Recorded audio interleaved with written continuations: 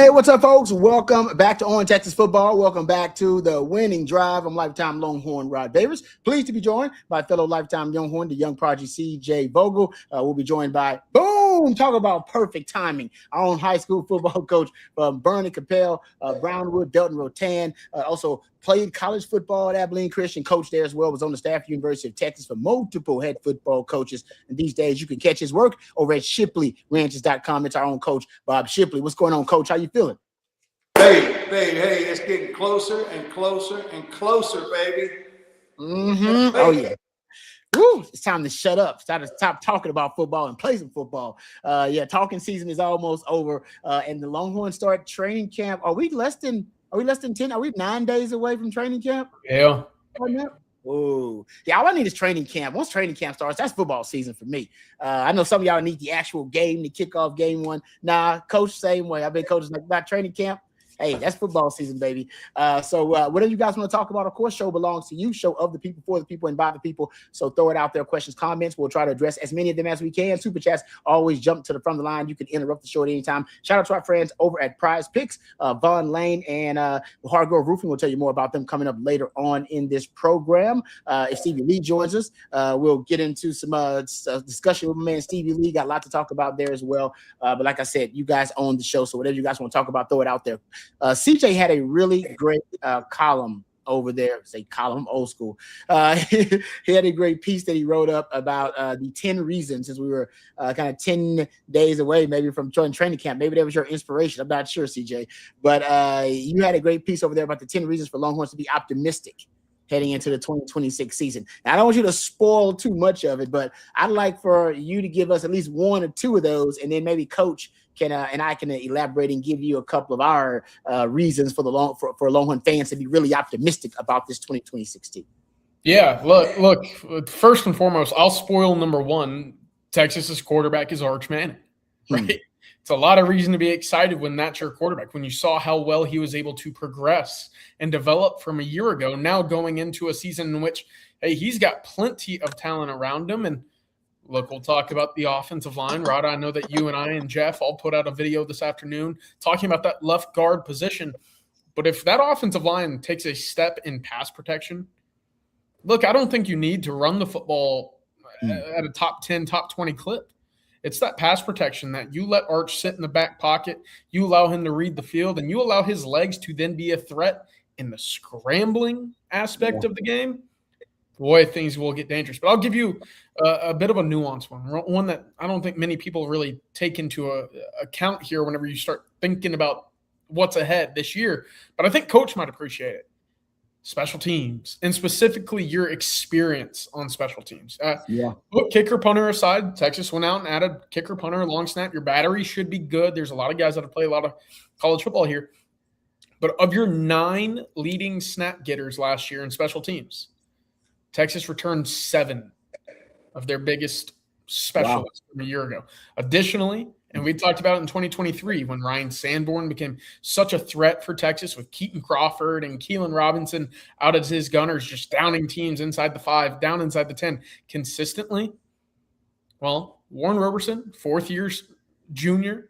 Ryan Niblett, 4th-year junior. You look at Wardell Mack, 4th-year junior. All of these guys are very experienced. They've been in the system. They've been in special teams for quite some time now that I'm looking at it saying, hey, look, I don't know if the kicker is going to kick the ball as straight as what Texas has seen previously, but punt coverage, kickoff return, punt return, all aspects in which Jeff Banks has had success in during his tenure at Texas. Yeah. Look, experience goes a long way, so I'm excited for that. Yeah, there's nothing that can change a game. Nothing that can change a game for better or for worse than special teams. Right. And thankfully, we've been more on the better last season than we have for the worse. It's just that it has come back to haunt Texas at the most inopportune times. Georgia, of course, I think Longhorn fans remember SEC title game, fake punt against Georgia. Obviously, most recently, you got the onside kick versus Georgia. So Kirby knows that, Coach. He knows exactly what you're talking about. He's like, yeah, Texas is getting a little too close for us. A great way for us to snatch the momentum, monopolize the momentum from Texas and really just kind of take their heart away from them. And it didn't in the SEC title game. Texas still was battling, but it definitely felt like they took Texas' heart a little bit when that onside kick. It was like, it was just total deflation. Sideline, team, everybody.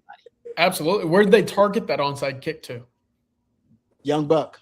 True freshman Jonah Williams. So that kind of goes into, hey, these guys have been around the block. They've sat in those meetings, and I'm sure they've been reamed a few times. Warren Roberson, I mean, I'm sure has been told time and time again, hey, let's not get super handsy out there.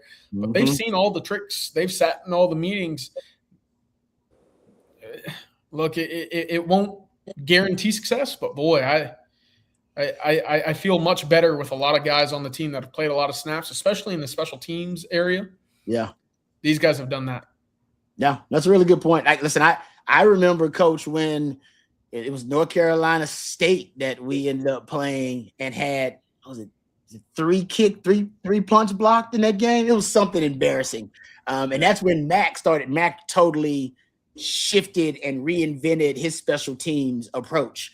We started devoting more peers to special teams, putting better players, starters on special teams, and that was embarrassing for Mac because that was at Texas, that was at home, and a lot of you Longhorn fans remember it. After that, there was a total re-emphasis and reprioritization of special teams on the 4X, and actually, it worked. I always say you get what you emphasize. We became one of the best special teams programs in the country. By the time I left, we were easily top 5, top 10 special team units in the country year after year. And it really was because just a focus on special teams. And to CJ's point, we were putting veteran football players who had played a lot of football on special teams. So I'm with you. This group has so much elite athletic talent. Special teams should be, stellar this season, especially your coverage teams.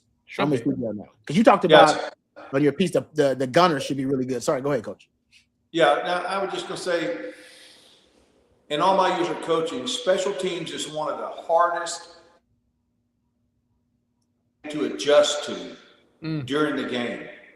Because and North Carolina State was a perfect example. Because you've been taught this certain protection week in and week out, day after day after day after day. And you have a breakdown, and it's not necessarily a breakdown in one person, it's a breakdown in the scheme. And you can't reinvent a scheme on the sidelines or in the locker room at halftime. They found a fallacy and a weakness in that front protection. And it's kind of one of those, and then you start doubting yourself. You start going, oh man, maybe I ought to give more ground. Maybe I ought to be, giving more of a push instead of retreat, and you don't know what to do. Kickoff coverage. What does every coach say on kickoff coverage? Stay in your lane. Well, it's hard to stay in your lane when you got a guy coming across. You got these cross blocks coming through, and you don't see a guy coming. Now they've made it illegal for some of those blocks, but still, I think special teams is one of the hardest adjustments to make in a game because it's all based on repetition. It's not like you have to learn a bunch of plays. You learn how to do one thing, and you do it, and you do it, and you do it, and they find a weakness in your scheme, and it's really hard to adjust in a game. You just don't have enough time. Yeah, Coach. Go ahead, Rod.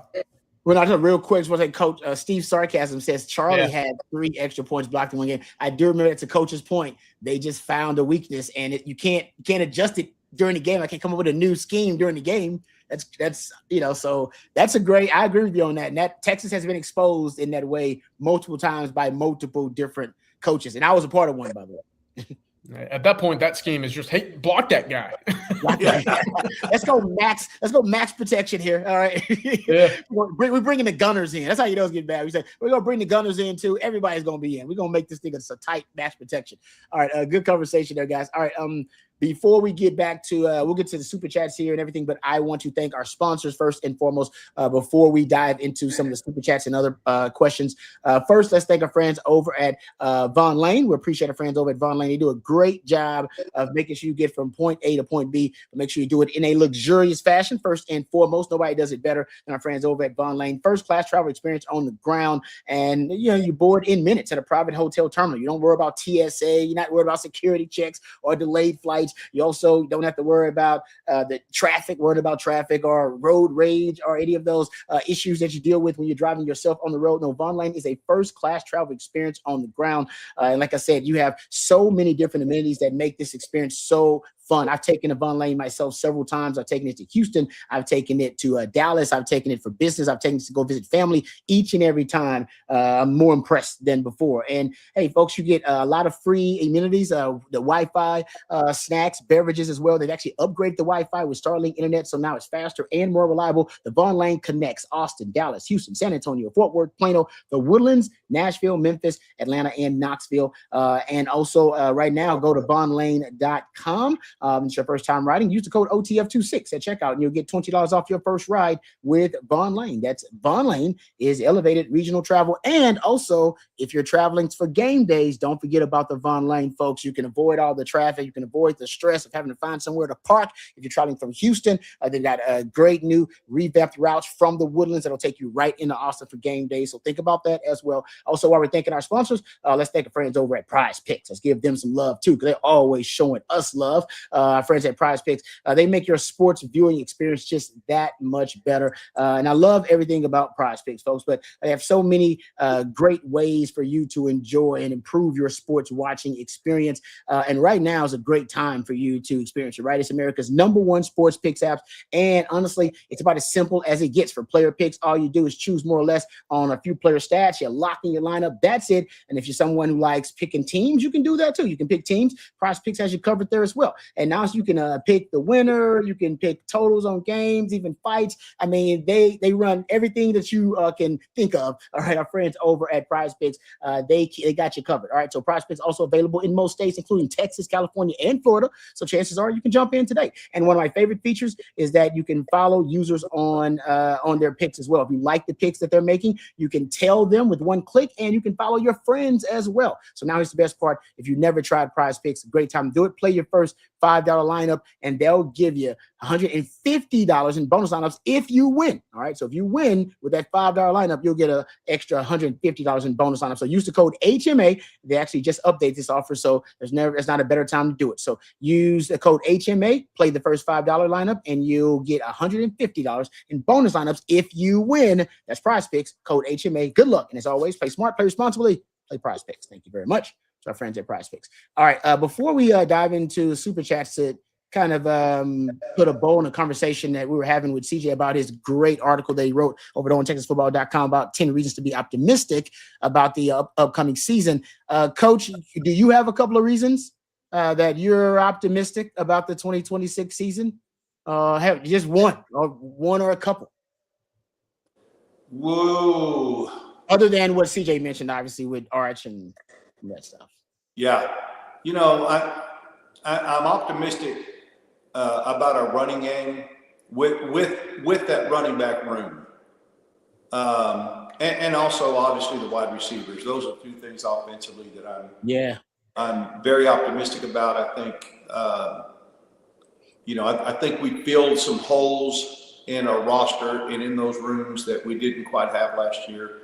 We're going to have, it's going to be tough to get in that inner circle, as you call it, Rod, on that receiver, in that receiver room, because, Emmett Mosley is going to make sure that he gets his share. And as some people have predicted, they wouldn't be surprised if he doesn't lead the team in receptions, because there's going to be so much attention outside, on those guys, as there should be.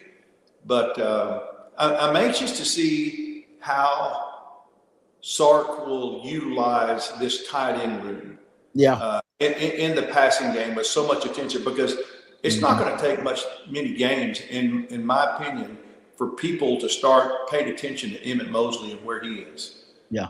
And so now, if you've got, Emmett in there, you've got your two outside guys or wherever they're going to line up. Now you've got a tight end that could really, do some damage. And I feel like Sark will have that in his game plan to utilize when they try to shut down those three guys. And I just think it's really hard to shut down three guys. Yes.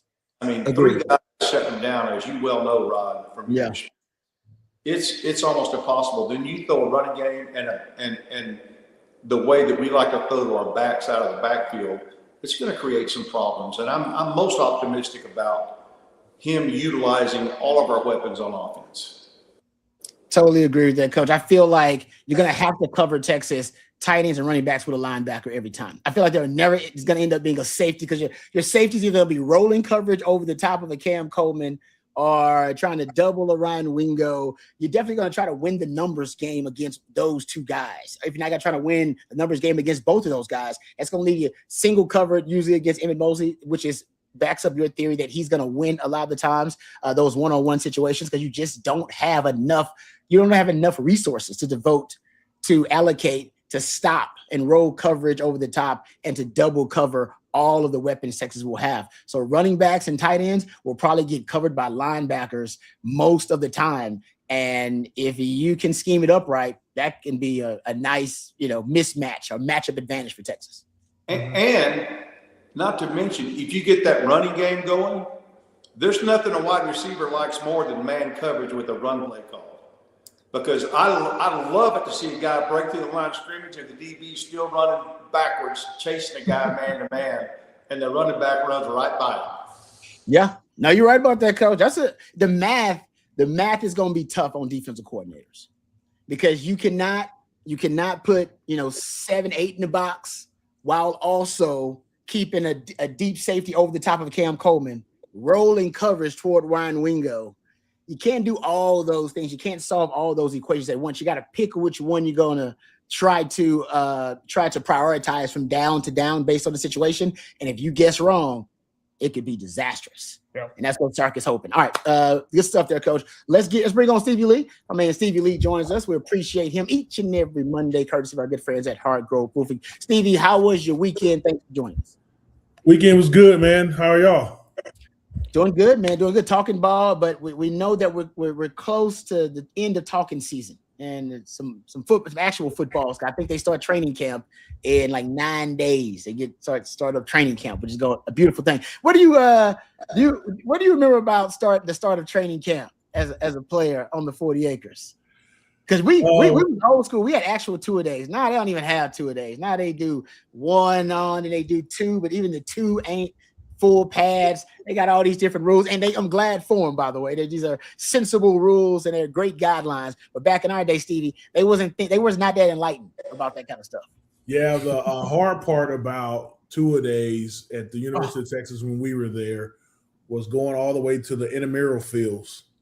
Oh, that's right. You remember practicing over there? Yeah, in the intramural fields where there's not a cloud, a tree. People would gather around the light pole to try to get shade from the light pole, man, and the lights. So that was the hard part. The fun part, the good part about it was we used to bus from the stadium, we used to bus from Newhouse, Moncrief, all the way over to so that was like 9 to 12 minute nap on the bus.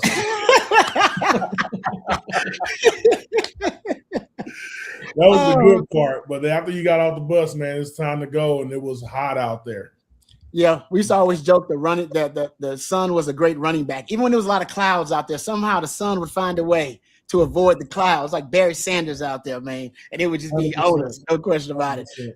Yeah. Okay. We were just talking, and I know other guys have questions too, but I want to ask you this. So we were just talking about a great article that my man CJ wrote over at ontexfootball.com about reasons to be optimistic about the upcoming season. Coach just gave a great one about the offensive weaponry that Texas has now available to them. What are your reasons for optimism now that we're so close to the season? You got 1 or 2 you want to share? You can share with us? Well, I was about to. I heard y'all talking about CJ's article. I'm sorry, CJ, I haven't read it yet, but I'm about to. I just pulled it up, and I'm about to get into it. But my optimistic, and I'm forever optimistic about my Longhorns, y'all. You are. That's true.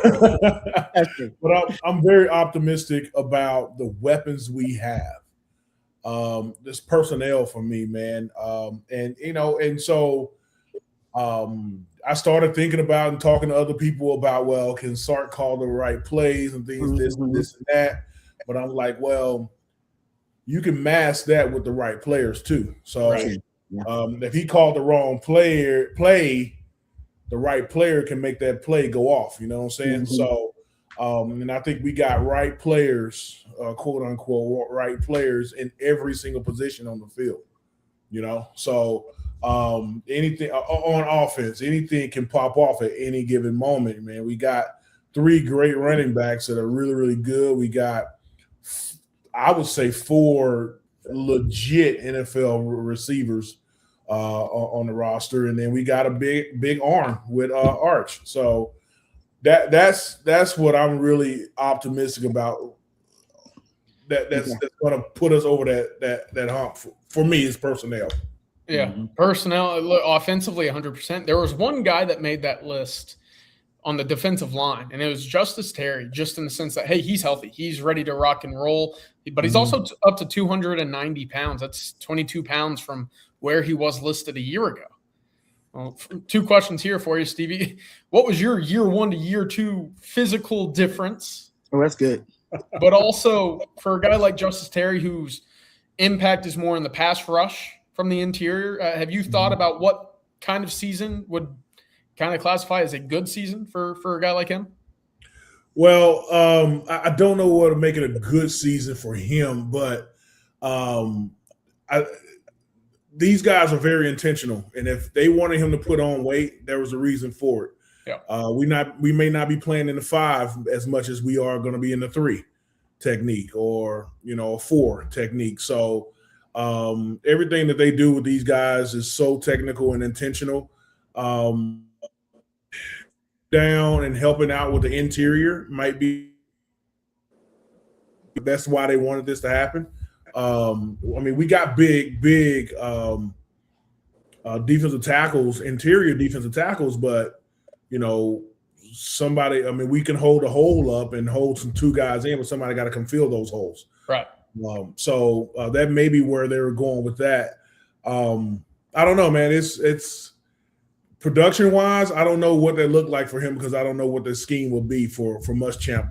But Muschamp got weapons too that he can go and play around with too. Like he got what is the pawns on the chessboard. He had some good ones.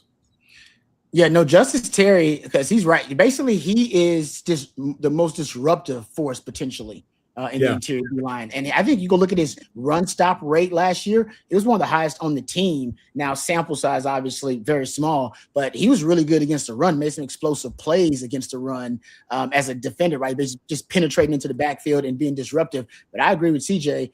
If he's on the field, he's going to be able to get you more pressures as well as a pass rusher. You only had 53 total pressures last season from your entire D tackle room. I believe 20 of them were from Kanu.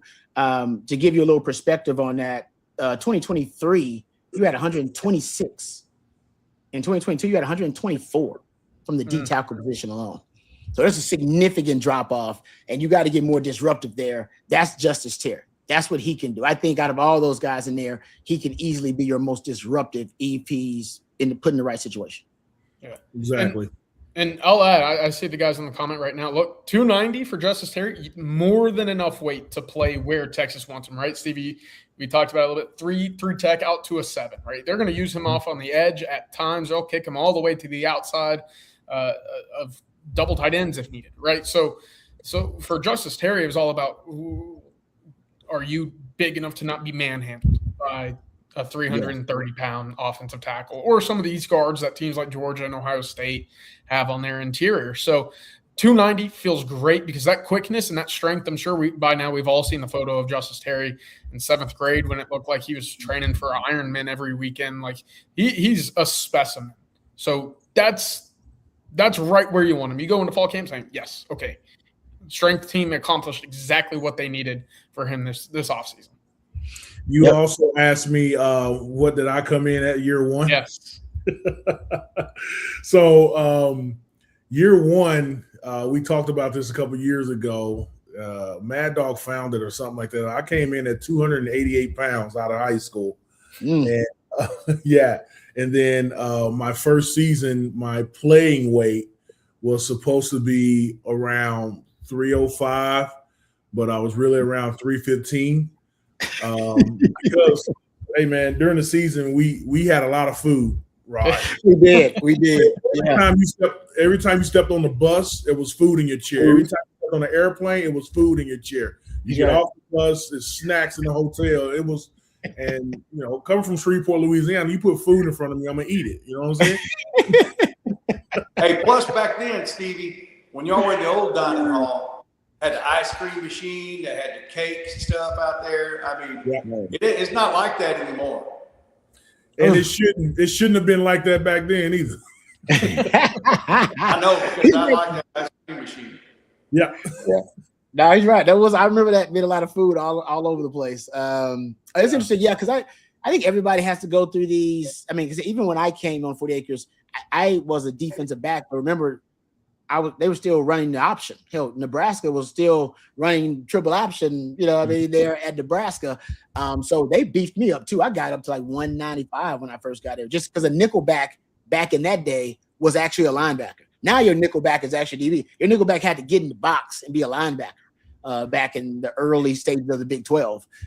So I put on a lot of weight and then had to lose it as I was slim down as I was on the 40 Acres.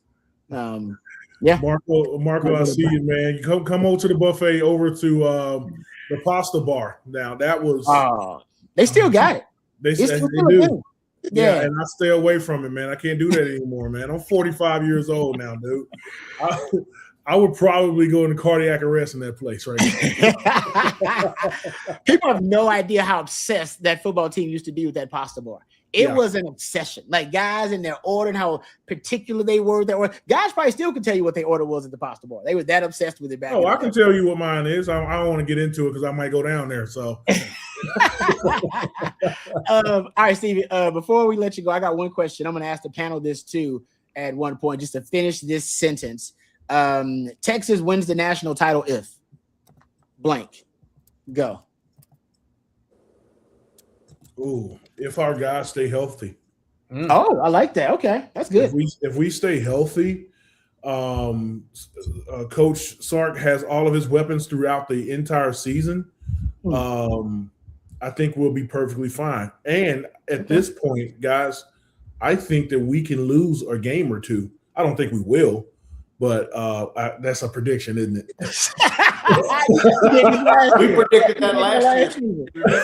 Both of y'all, Coach Shipman did it, and you did it. Yeah. So, but I think that in this day and age, with the schedule that we have, we drop a game or two, we still in the dance. So, this feels really, really good to me. The way we finished out last year, the way we got what we needed this year, this feels good. Yeah, I want to hear the other guys. No, that was good. That is the healthy thing that's on the money. It's simple and to the point. You're right about that. Anybody else want to go? CJ? I think Stevie's right, but all things considered, if we can stay healthy, then to me it's going to come down to the trenches on both sides of the ball. Mm-hmm. Are we going to be able to protect the quarterback? Are we going to be able to give our running backs room to run the ball? And defensively, are we going to be able to control the line of scrimmage and let our playmakers make plays behind them?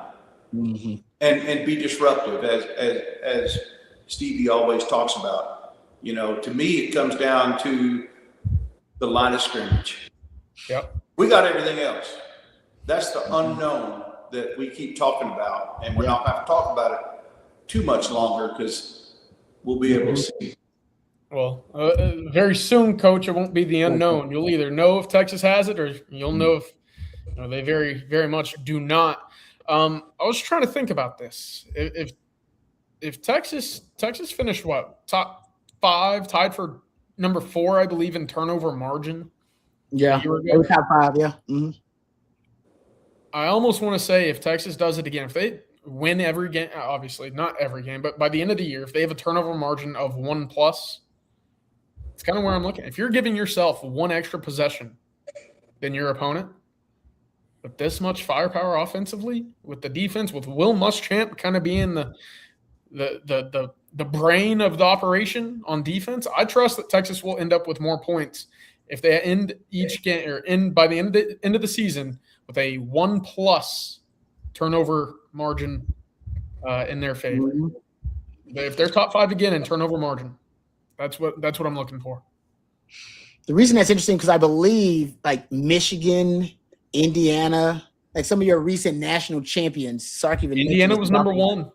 Yeah, Indiana. I think Michigan was really high up there when they won the national title. They've been top 5 in turnover margin. And I like that too.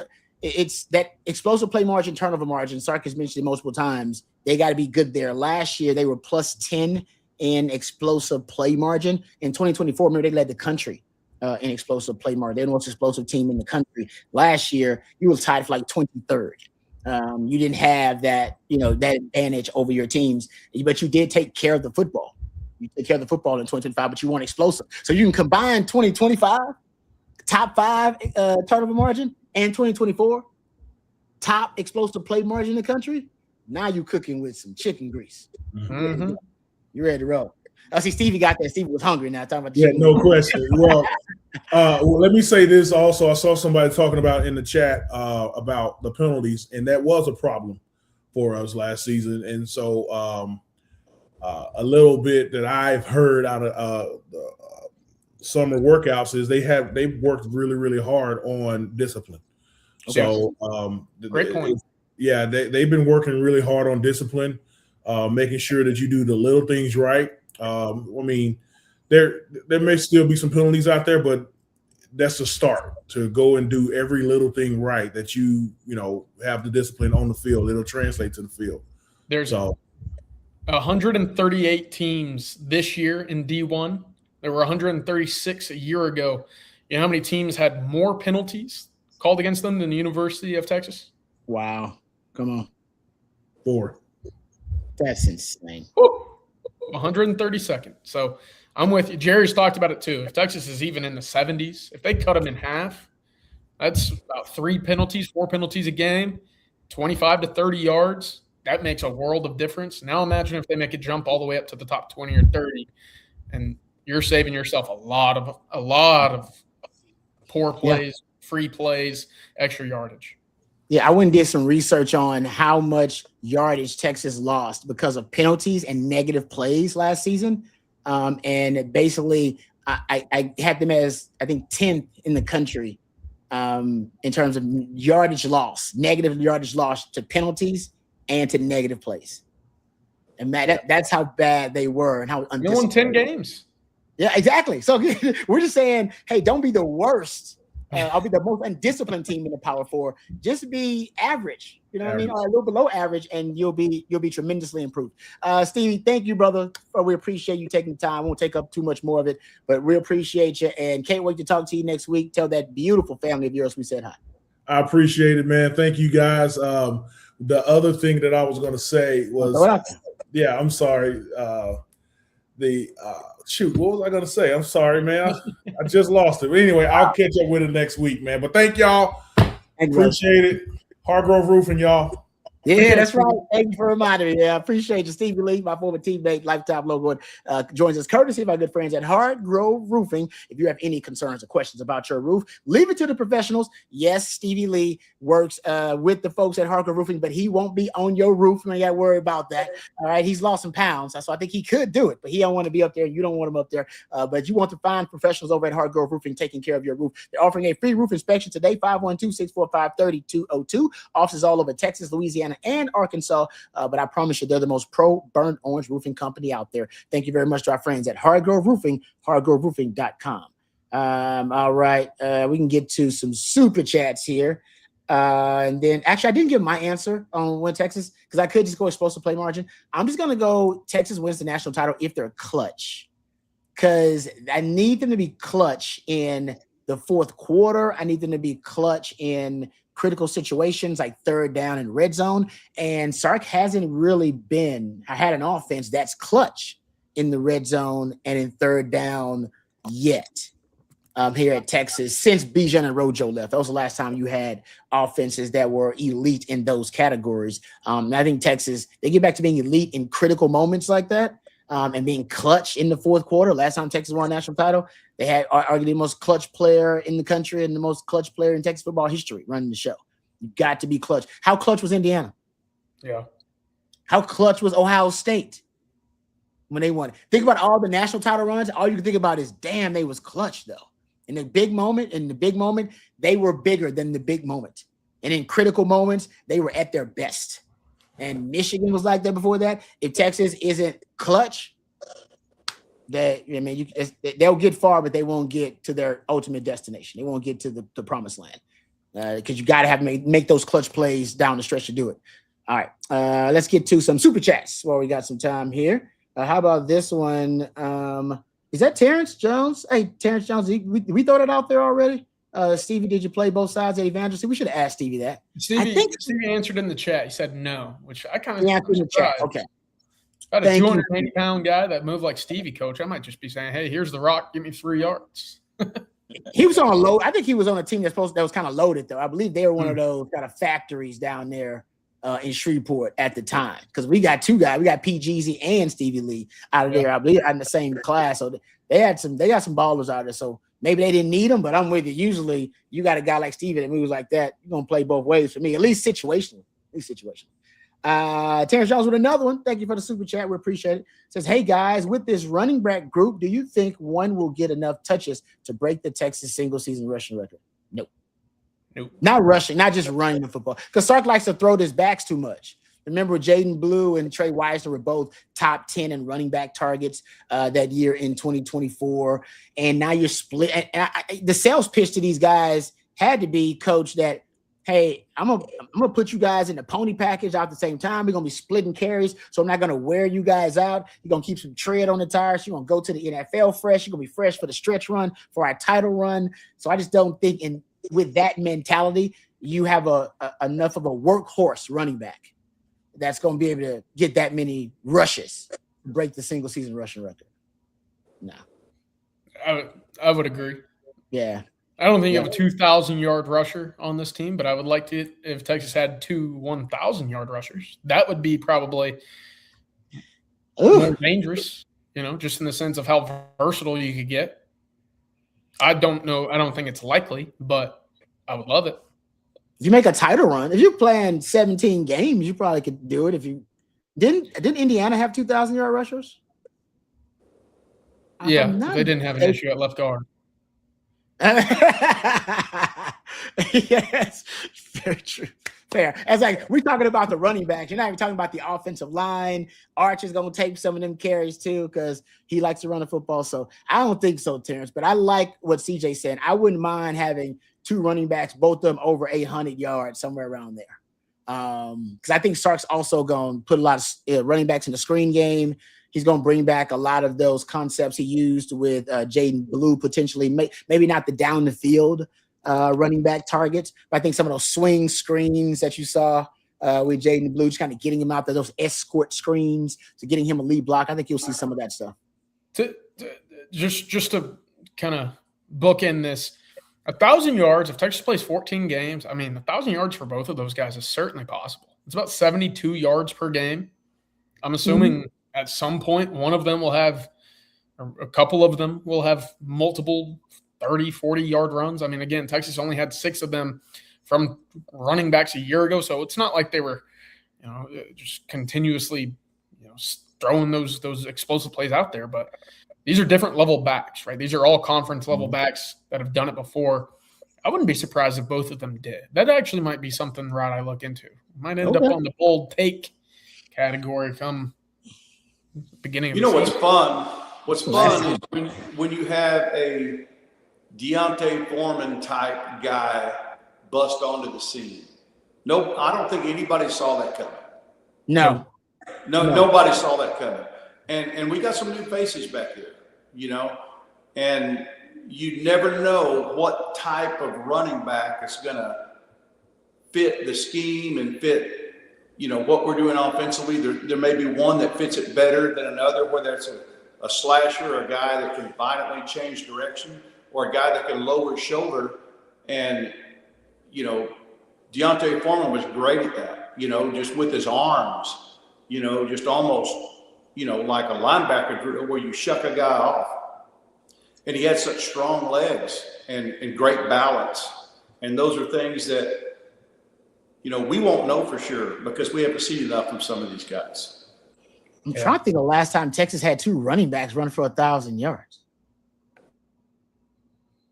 I mean, it definitely didn't happen while I was on the 48 because you had 2. I think you had VY, and so you've had 2 players, I believe, but 2 running backs.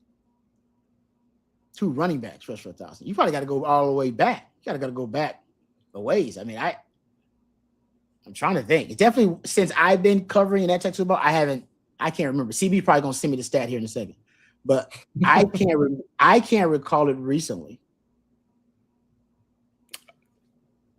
Right? I don't know when the last time they were close. Like 2. Oh yeah, it's like exactly like maybe Sean Mitchell. I take this back. Sean Mitchell and y'all remember Sean Mitchell and Ricky Williams? They were really close one year because I think Ricky had. I know this because Bucky Godbolt, he came up last show too. Bucky Godbolt, former running backs coach, he used to get grief on the radio because Ricky, I want to say, was 10 yards shy of 1,000 yards his freshman year. And then for some reason, I think Bucky made the decision to take him off the field. I have no idea why. Just let Ricky get his 1,000 yards. And that might have been 1990. Yep, it was 1995. 1995, wow. Sean Mitchell has 1,099 yards. Ricky Williams has 990. Both of them average over 6 yards a carry. Yeah. 2004. CB says never. 2004. You had Cedric Benson with 1,834 yards, and guess who had 1,079 yards that season? You talking about VY? VY. Yeah, but running backs. Running backs, yeah. But running backs. But the question was 2,000-yard rushers. No, I was looking at running backs, though. I know we've had 2,000-yard rushers before. I don't know if we've ever had 2,000-yard running backs before. Imagine Arch breaking out 1,000 yards rushing. That'd be awesome. Would that be a red flag? He's running for his life that much. He just turns into VY with 1,000 yards on the ground. Yeah, I think I don't know if it's ever happened. I don't know for sure. Maybe I gotta text Craig Way and ask him or something like that. But I don't know if it's ever happened, guys. Yeah, we know the 1,000-yard rushers. I'm talking about 2 backs, 2,000-yard running backs, which is what the conversation was about. About Hollywood Smothers and about Raleek Brown potentially. Okay. Yeah, no, I went to College Football Reference. That's why I know that it hadn't happened in my era. We might have to go back before my era of Texas football to find it. I don't know about that. We can see. All right, let's get back to super chats. Good stuff. Good conversation there. Thank you, Terrence, for the super chat. Super chat here from Casey. Thank you, Casey, for the super chat. We appreciate it. Says early prediction: Phil Simi is starting nickel. Now, this is actually some new info because now we're hearing that Phil Simi, Xavier Phil Simi, is getting some reps at nickel as the backup nickel, and he does have twitch. He's a twitchy athlete. For those who had kind of watched him, and that's why he didn't have any issue in coverage. He wasn't a liability in coverage. If you go look at his very limited sample, can he be a plus defender and asset versus the run if he was going to be playing safety? But now they got him playing nickel potentially. That's interesting. That I see you saying to start nickel, but you have at this point you got Bo Masco, Cade Phillips, and Grayson Littleton, and I would have a hard time seeing them take one of those guys off the field to put Phil Simi in the role of the nickel, which is why I think either Bo Masco or Grayson Littleton is going to end up playing the nickel. But Phil Simi, that's an X factor that we have just now gotten the information that he's getting those reps, CJ. So, I mean, the coaches must see something they like. Yeah, they certainly should. And look, I don't think it's very difficult. You go back to his tape at McKinney, he was great playing around the box, right? And I guess that's a little easier when you have a couple of defensive linemen that are going Division I. Your guy playing right next to you, I guess in front of you, Riley Petterjohn ends up at Ohio State. So that front seven at McKinney was very good, but he played his best version of physicality, I guess run stuffing ability, closer to the box. Now, Rod, I want to do a video with you this weekend. Matthew, write this down. But I want to see, if you go back and you watch Xavier Phil Simi on tape, where was his strengths in man coverage versus zone? Because I always kind of had the idea, or at least the notion, having watched him in high school quite a bit. Fantastic instinctually, right? You see something, the instincts just go, right? Reacts very well. The anticipation, I think, is something that you look at and you say, okay, he's a step late reading across or coming across his face. But you tell him, hey, basically upward football, you got a red wristband, that tight end over there has a red wristband, you go where he goes. Well, that tight end's not going to be able to breathe all day, right? He's just sticky like that. But I want to do a video with you, Rod, on what differences you see in the man versus zone coverage, where his eyes are, how sticky is he. But aside from that, if you spin him down to the box and you just say, hey, just react to things, I think that'd probably be a little bit better for him rather than, hey, you have 15 yards of space that you're going to have to basically observe everything, diagnose what's happening, where's your responsibility, where's the ball, and who else is running behind you, to your left, to your right, and then make a play that way. So that's always kind of been my theory with Filsaime, but from the expert himself, that's what I want to hear from you this weekend. No, and we'll get into it actually because I have some numbers, and I'm not even going to drop them here because I know we're getting close to the end of the live stream, so I won't go deep on it. But I went and looked at Muschamp's safeties and their man rates when he went back to South Carolina. So we can get into that, but spoiler alert, he likes his safeties to play a lot man coverage, right? And that, I think that's where I thought, oh man, maybe a guy like Xavier Filsaime could fit right into that scheme. But move him down to nickel, that tells me they're confident that he can play man coverage. Because you're gonna play nickel, they're confident you can play man. So here's his passer rating allowed in man coverage. Now he was at safety here in these snaps, I believe, but they got him at 81. Pro Football Focus has him with an 81 passer rating allowed in man. That's pretty damn good. Yeah. In zone, they have him with he's like a 99, almost 100 passer rating allowed in zone coverage. So to that point, he's twitchy, and being twitchy helps you in man coverage. And you simplify things in man, right? Zone, a lot of different reads you have to make, a lot of different keys. In man, only one key, only one read.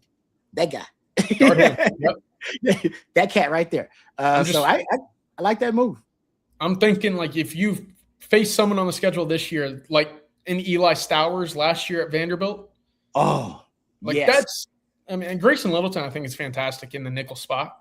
Grayson Littleton, again, is probably 5'11", 6 foot, like 195, 200, like right in that range. Filsaime, 6'1", 205. He's pushing closer to 210, but he's also one of, if not the fastest players on the Texas roster. It allows Texas to get a little bit more mass in the box, while also maintaining that level of or that speed, if you will. And that's kind of where I sit there and say, okay, this makes sense. It does. And I'll go back and find this too, but I went and looked at the average size of the Muschamp nickels too, and they are about 5'11", 200. They're a little thicker. It's a little bit thicker. And yes, tight ends wrecked Texas last season. Just to give you a little kind of nugget on tight ends last season, Texas allowed this was the average. They allowed 67% completion percentage throwing the tight ends. They allowed 59 receiving yards per game to tight ends, 26 yak yards a game to tight ends, over 3 first downs a game thrown to tight ends alone. So the tight ends did some damage against Texas last season, throwing it out there. All right, last super chat of the evening from Texas on my mind, like that. Says, CJ, you told Sark that he didn't listen to media pugnets when you asked him a question at SEC Media Days. What's a media pugnet? I don't know what I said. I got the mic and froze. Pundit. I think he's putting pundit together with some other word. Right? Maybe that was it. I don't know. I got the mic, forgot my question, and had to rethink it. And you know what they say, Rod. It was hitting the fan. It was going everywhere. It was like the scene Daddy Daycare. He walks into the bathroom and he's he looked around. He's like, what the? That is a great scene. By the way, I know exactly the scene you're talking about. It's a funny scene. All right. Thank you for that super chat. Texas on my mind. Appreciate that. There's still none of that tops your elevator story with Sark. That's still my favorite CJ Sark story is the Sark CJ elevator story. That's great. All right, let's thank sponsor one more time before we end today's program. Let's thank our friends over at Von Lane one more time. We appreciate Von Lane, and you will as well, folks. If you are traveling for any reason, going to visit family, maybe you're going on a business trip, consider the Von Lane. I know a lot of you out there flying those shorter routes in between major Texas cities, or maybe you're driving yourself. Just a lot of stress to deal with. You're jet lagged when you get there, probably a little tired from driving yourself, dealing with traffic and road rage. And if you're flying, you got to deal with TSA, security checks, potentially delayed flights. Matter of fact, I was just flying recently, and yep, I got delayed a couple of times. You don't have to worry about that with the Von Lane. It's always on time, first class travel experience on the ground. You're board at a private hotel terminal, selling to just 22 oversized leather seats, complimentary Wi-Fi, snacks, beverages, and hot towel service on every trip. They even have complimentary meals on certain departures. They've upgraded their internet with Starlink, so it's now faster and more reliable. You can get a lot of work done on those Von Lane trips. I can attest. I've done it myself.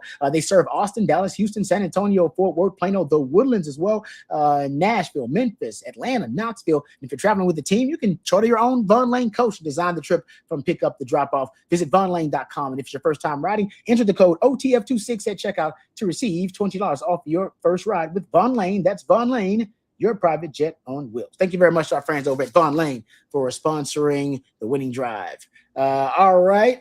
Appreciate all the super chats, guys. Great stuff as always. Oh, we got another one here. Rocky P. I apologize. I missed that one. Says, everyone concerned about Seymour's size. He says it's going to be like Puna and Murphy. Size will not be an issue. It could be an advantage. 5 Mondays to game week, baby. Woo! I like that. Rick. Woo! Woo! I like that. The Seymour size thing is interesting. CJ, have you seen Lawrence Seymour in person? Not since he moved to campus. Okay. Yeah. People are concerned. He's going to look small next to Trevor Gooseby, coach, because Trevor Goosby's 6'7". And Connor Robinson's like, 6'3", 6'. So he'll probably look small compared to those guys. To me, it's all about his fit compatibility. I do think he will have an advantage because I think he's going to be more athletic. Yes, he's a little bit smaller, but he's going to be more athletic. And Texas needs more athleticism in the interior of their O-line. That's why they're bumping Brandon Baker down inside. Sarks pulls his guards a lot for pass pro, screen game, and in the run game. So he should be good there, getting out on the perimeter. Some of those concepts. Is he small in the SEC? Yeah, but like you said, you just brought up Puna Ford, brought up Byron Murphy. Those guys use that to their advantage. Low pad level always won, and they always won the leverage battle because of their low pad level. So hopefully that's the case with him, and he can be a guy that can be a difference maker in the run game and in pass pro. Yeah, Coach, you know what Puna Ford had? Long arms, right? He did. That was the difference maker. I don't know if that's going to be the case with Seymour, at least not extraordinarily long. So you've been around trench players. That obviously makes a difference. At guard, I don't know how much of a difference it'll make to not have that extra arm length. That's a good point. It's very important, obviously, for an offensive lineman. If you've got short arms, the defense is going to be able to get to you and control you, whereas Puna Ford was able to control offensive linemen with his long arms and get that pad leverage like you were talking about, Rod. Yep. And Byron Murphy was great at that too. He would like anchor down. He has like this signature move where he gets on one knee when he's being double teamed and like anchors down and then is able to like explode and penetrate the double team. Some freaky, crazy stuff. So maybe it's power for Murphy, maybe it was arm length and leverage for Puna. Whatever it is, it's a great book, and I'm going to screw up the author and the quote, so I don't want to. But essentially, I think it's called "The Obstacle Is the Way," and the gist is, when you grow up with this something that puts you at a disadvantage, right? You're disadvantaged because you're short. Let's just say you're really short. Say you're Jose Altuve, you're just a really short dude. And you all through your evolutionary adaptations, right, mentally and physically, if you're elite, then you almost turn that disadvantage into an advantage because of it's a unique disadvantage that you flip into being a unique advantage. Because the obstacle is the way. Once you overcome that obstacle of whatever it is, you being short arms, you just slow, whatever it is, you had to overcome it by being exceptional in so many other ways. And so you found yourself being elite in other places just so you could compensate for being disadvantaged elsewhere. And Muschamp talks about this when he's recruiting defensive back. He said, yeah, if my corner ain't got elite speed, I need him to make up for it to be elite in other places.